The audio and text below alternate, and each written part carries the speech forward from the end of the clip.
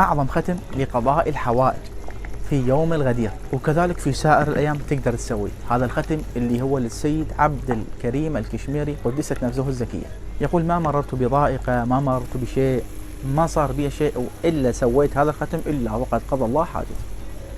فلكل حاجة صعبة، لكل أمنية لم تتحقق، عندك أمر متعسر لكل ما تريده وما تتمناه، ما عليك سوى أن تقوم بهذه الطريقة بهذا الختم العظيم، وراح يأتي إليك أمير المؤمنين يغيثك.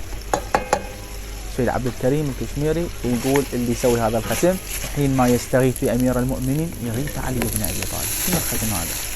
أن تردد 7 مرات، تجيب سبحتك أو بإيدك: نادي عليا مظهر العجائب تجده عونا لك في النوائب، كل هم وغم سينجلي بولايتك يا علي.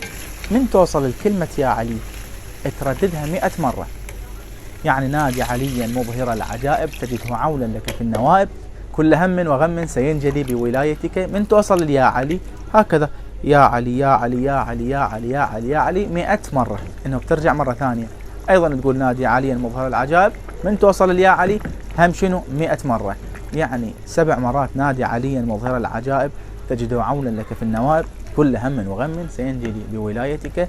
وكلمة يا علي راح تصير عندنا جد 700 مرة. فختم جدا عظيم، راح يحضر عندك أمير المؤمنين ويغيثك وينطيك حاجتك بإيدك إن شاء الله. أسأل الله تعالى بحرمة أمير المؤمنين أن يثبتنا وإياكم على ولايتهم، صلوات الله تعالى وسلامه عليهم أجمعين.